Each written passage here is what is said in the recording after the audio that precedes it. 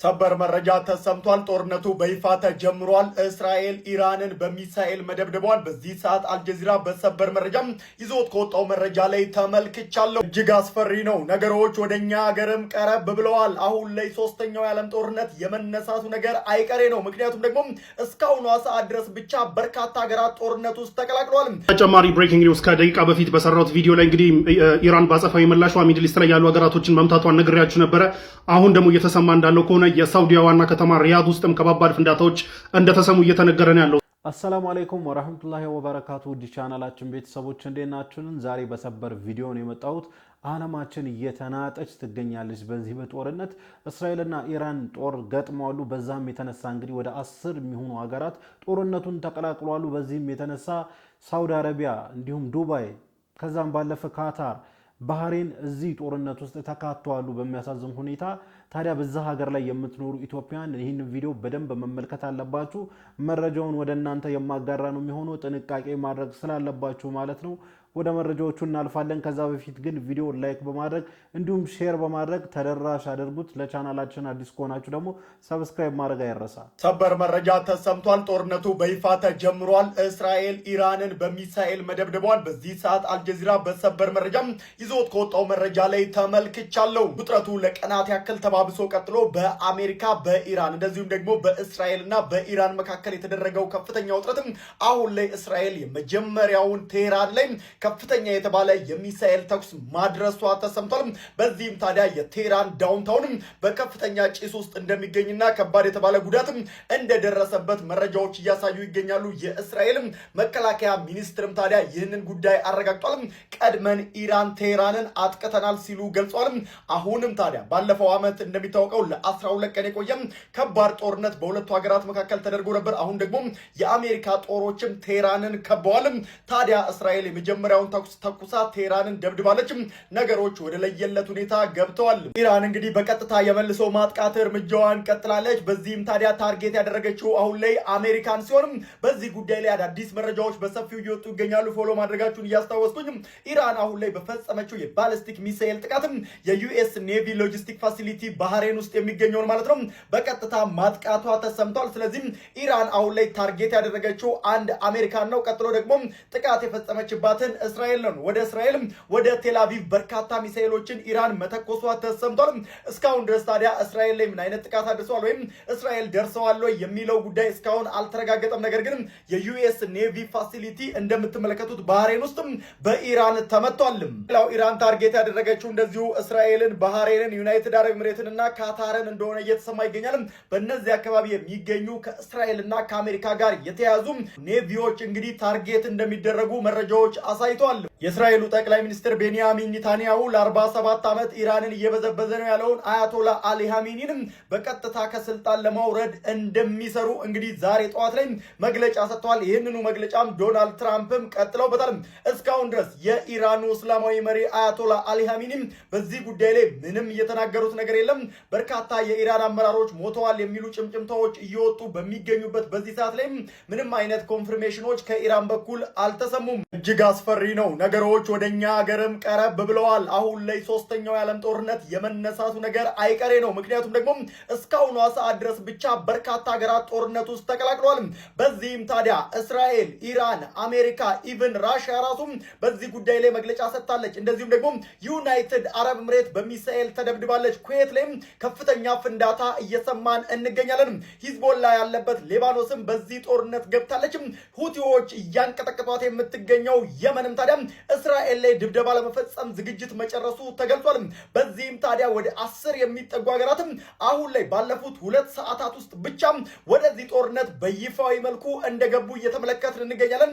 መጀመሪያ እስራኤል ኢራንን ደብድባለች። ኢራን ደግሞ የመልሶ ማጥቃት ለማድረግ ወደ ባህሬን ተኩሳለች። አሁን በተሰማ መረጃ ደግሞ ዩናይትድ አረብ ኤሚሬት አቡዳቢ ላይ ከባድ የተባለ ፍንዳታ ተከስቷል። ይህንንም ባሊስቲክ ሚሳኤል ኢራን ተኩሰዋለች እየተባለ ይገኛል። ኩዌት ላይም ከባድ ፍንዳታ ተከስቷል። እንደዚሁም ደግሞ ራሽያም ታዲያ በዲሜትሪ ሜድቬዴቭ በኩል መግለጫን አውጥታለች። ነገሮች በጣም ውስብስብ ሆነዋል። ሶስተኛው የዓለም ጦርነት በቅርቡ ፊሽካው እንደሚነፋ እርግጥ ሆኗል።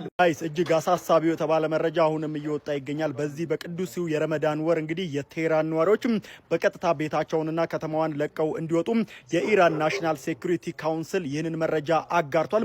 እጅግ በጣም ያሳዝናል። ነገሮች ተጧጡፈው ሄደዋል። ቴህራንን ለቃችሁ ውጡ የሚል ለቴህራን ነዋሪዎች መልእክት ተላልፏል።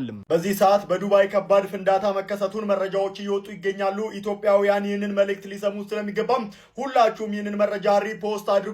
በየመን እንደዚሁም በአቡዳቢ በዱባይ በአጠቃላይ በዩናይትድ አረብ ኤምሬትም ሆነ በኩዌት የምትገኙ ኢትዮጵያውያንም ከቤት ባለመውጣት እንግዲህ ጥንቃቄ ማድረግ ይጠበቅባቸዋል እየተባለ ይገኛል። አሁን ላይ ኢራን በተኮሰችው ተኩስ ምክንያትም አልጀዚራ እንደዘገበው ከሆነ በዱባይ አካባቢ ላይ ከባድ የተባለ ፍንዳታ ተከስቷል። ቅድም ደግሞ መረጃን አድርሻቸዋለሁ።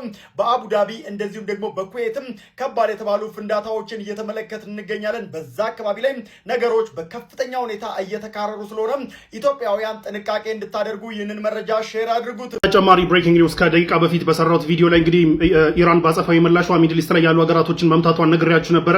አሁን ደግሞ እየተሰማ እንዳለው ከሆነ የሳውዲያ ዋና ከተማ ሪያድ ውስጥም ከባባድ ፍንዳታዎች እንደተሰሙ እየተነገረ ነው ያለው። ሰው ኢራን እንደዛተችውም እንግዲህ ሚድል ኢስት ላይ ያሉ ሀገራቶችን በሙሉ ውስጥ ያሉ የአሜሪካ ቤዞችን በሙሉ እየደበደበች ነው ያለችው። በቅድሙ ቪዲዮ ላይ እንደነገርኳችሁ ቀጠር፣ ኩዌት፣ ባህሬን፣ ኢማራት ደግሞ ዱባይና አቡዳቢም አተሴም ታይም መመታታቸውን ነግሬያችሁ ነበር። አሁን ደግሞ የሳውዲያ ዋና ከተማ ሪያድ ውስጥ ፍንዳታዎች እየተሰሙ እንደሆነ እየተነገረ ነው ያለው። ባለፈው እንግዲህ ኢራን በተደጋጋሚ ስትዝት እንደነበረው እኔ ብቻዬን ከተነካው ሚድል ኢስት ላይ ያሉ የአሜሪካ ቤዞችን በሙሉ እመታለሁ ብላ ስታስፈራራ ነበር። ይህንን የፈሩት የሚድል ኢስት ሀገራቶችም ልመና ውስጥ እንደነበሩ ታውቃላችሁ። አሜሪካና እስራኤል ጥቃቱን እንዳይጀምሩ። ነገር ግን ያው ኮኦርዲኔትድ በሆነ ወይ አሜሪካና እስራኤል ጥቃታቸውን መጀመራቸውን ተከትሎ እንግዲህ ኢራን ዛቻ ብቻ ሳይሆን በአክሽን እንግዲህ ታሪክ እየሰራች ነው ያለችው። እስራኤልንም አሜሪካንም አደሴም ታይም በጣም በተለያየ በስካተርድ በሆነ በተለያዩ ሎኬሽኖች ውስጥ ያሉ አሜሪካ ቤዞችንም እንዲሁም እስራኤልን እንግዲህ የተለያዩ ሀገራቶች ውስጥ ያሉት ቤዞችን ነው አደሴም ታይም እየቀጠቀጠች ያለችው እና በጣም ታሪክ እየሰራች ነው ያለችው። ነገር ግን ያው ፍንዳቶች የተሰሙ ቢሆንም አሁንም ሪዛልቶቹ ምን እንደሆኑ እስካሁን ድረስ የታወቀ ነገር የለም። ገና ብሬኪንግ ኒውስ ነው። ይህን ቪዲዮ ሰራላችሁ 4 ሚኒትስ አጎ ነው እንትን ውስጥ ሪያድ ውስጥ ፍንዳታው የተሰማው። ለማንኛውም አዲስ ነገር ሲኖር እንደገና አሳውቃችኋለሁ። ፒስ የስ ኢት ኢዝ አክቹዋሊ ኮንፈርምድ ዩኤኢ ተመታለች። ወር ደግሞ የዩናይትድ አረብ ኤሚሬትስ አቡዳቢ ላይ የሚገኙ የአሜሪካ ሴቶች ተመተዋል። በአሁኑ ሰዓት ላይ አቡዳቢ ወር ደግሞ ዩናይትድ አረብ ኤሚሬትስ ሙሉ በሙሉ የአየር ክልሏን ዘግታለች። በዛ አካባቢ ምንም አይነት አውሮፕላኖች አያልፉም። ወር ደግሞ ምንም ዝር የሚል ነገር የለም። ከዚህም በተጨማሪ የምትመለከቱት የእስራኤል ንብረትነት ያለው ሰርጓጅ መርከብ ከሃይፋ ከሚባለው ፖርት ወር ደግሞ ሃይፋ ከሚባለው ወደብ በከፍተኛ ስፒድ እያመለጠ ያለበት ሰዓት ነው። ከዚህም በተጨማሪ ሁቲ በአሁኑ ሰዓት ላይ ይሄ ለእኛም ስጋት ነው፣ ለኢትዮጵያም ስጋት ነው። በአሁኑ ሰዓት ላይ በቀይ ባህር የሚንቀሳቀሱ ማንኛውም አይነት መርከቦች ቀይ ባህር እንዳይጠቀሙና ባሉበት እንዲቆሙ ምንም አይነት ነገር ሁሉንም መርከብ አግዷል። ብቻ ሁቲ ማለት የአሜሪካን የምናምን እየመረጥ አይደለም። በዛ በቀይ ባህር በሁቲ በኩል በቀይ ባህር የሚያልፍ ማንኛውም አይነት መርከብ አግዷል። እንዲህ መረጃ ሲነገራችሁ ኢራን እንደዚህ ሁቲ እንደዚህ ቀይ ባህር እንደዚህ ምናምን ስትባሉ በጣም ምን አገባን እኛ ምን አገባን ስትሉ የነበራችሁ ይሄ ነው። ምን አገባን ማለት ይሄ ነው። እንግዲህ እንትኑም የሚያደርስባችሁ ባህሬን፣ ኩዌት፣ ኳታር፣ አቡዳቢ ምናምን እስካሁን ድረስ የኢራን ሚሳይሎች ያረፉባቸው ቦታዎች ናቸው። የአሜሪካ ቤዝ አሉበት ተባለ ማለት ነው። እንግዲህ ኢራን ቃሏን እየጠበቀች ነው የምትገኘው። ጥቃት ከደረሰብኝ በዙሪያ ያሉ የአሜሪካ ቤዞችን አጠቃሉ እያለች ነበረ። ጥቃቷን እየፈጸመች ነው የምትገኘው። እንግዲህ መረጃዎቹን እንደተመለከታችሁ ነው። በዛሬው ዕለት እንግዲህ ኢራንና እስራኤል ትልቅ ጦርነት ውስጥ ገብተዋሉ። በዛም የተነሳ እንግዲህ ኢራን ከፍተኛ የሆነ እርምጃ ነው የወሰደችው። በዚህም የተነሳ ሳውዲ አረቢያ፣ ዩናይትድ አረብ ኤሚሬትስ፣ ኩዌት፣ ባህሬን፣ ካታር እነዚህ ሀገራቶች ላይ እንግዲህ የአሜሪካ ጦር ቤዞች አሉና እነዛን የጦር ቤዞችን እንግዲህ ለመምታት ኢራን ጥቃት አድርጋለች እና በዚህም የተነሳ እዛ ሀገር ላይ የምትኖሩ ኢትዮጵያውያኖች ከፍተኛ ጥንቃቄ እንድታደርጉ ነው ይህንን መረጃ ወደ እናንተ ላጋራ የፈለኩት። ይህ ጦርነት ደግሞ ጣጣው ለኢትዮጵያም ሊተርፍ እንደሚችል እንግዲህ መረጃዎቹ እየጠቆሙ ይገኛሉ። ብቻ ዓለማችንን ሰላም ያደርግልን ነው ማለት ፈልገው። ሰላምን የመሰለ ነገር የለም። በዚህ ጦርነት የተነሳ ብቻ የዓለም ኢኮኖሚ ምን ያህል ሊናወጥ እንደሚችል፣ ምን ያህል ሰው ሊያልቅ እንደሚችል፣ ምን ያህል ሀብት ንብረት ሊያልቁ እንደሚችል እንግዲህ ምንም ጥያቄ የለውም እና አላህ ሱብሓነሁ ወተዓላ ዓለማችንን፣ ሀገራችንን፣ አህጉራችንን ሰላም ያድርግልን። በእርግጥ ከተበዳይ ጎን መቆም ደግሞ እንደ አንድ ሰብአዊነት እንደሚሰማው ሰው ከተበዳይ ጎን መቆም አለብን። ነገር ግን ከተበዳይ ጎን እንቁም ማለት ጦርነቱን እናበረታታ ማለት አይደለም። ጦርነት ለማንም አይበጅም። በሀገራችንም አይተነዋል፣ በዓለምም እየተመለከትን ነው። ከጦርነት የሚያተርፍ ማንኛውም አካል የለምና አላህ ሱብሓነሁ ወተዓላ ሰላም ያደርግልን ነው ማለት ፈልገው። በሳውዲ በተለያዩ አረብ ሀገራት የምትኖሩ ውድ ኢትዮጵያን ጥንቃቄ እንድታደርጉ ነው። እንዳትደናገጡ። ያን ያህል የሚያስደነግጥ ነገር ኖሮ ሳይሆን ነገር ግን ትንሽ ጥንቃቄ ማድረጉ ይበጃል ለማለት ነው። ለማንኛውም ለዛሬ ይዤላችሁ የመጣሁት ቪዲዮ ይህን ይመስል ነበር። ቪዲዮን ከወዳችሁ እንደተለመደው ሁላችሁም ላይክ አድርጉ። ይህ ቪዲዮ እንዲዳረስ ደግሞ ሼር አድርጉ። ለዚህ ቻናል አዲስ ከሆናችሁ ሰብስክራይብ ማድረግ አይረሳ። ኢንሻአላህ በቀጣይ በአዲስ በቆንጆ ቪዲዮ እስከምንገናኝ ወሰላሙ አለይኩም ወራህመቱላሂ ወበረካቱ።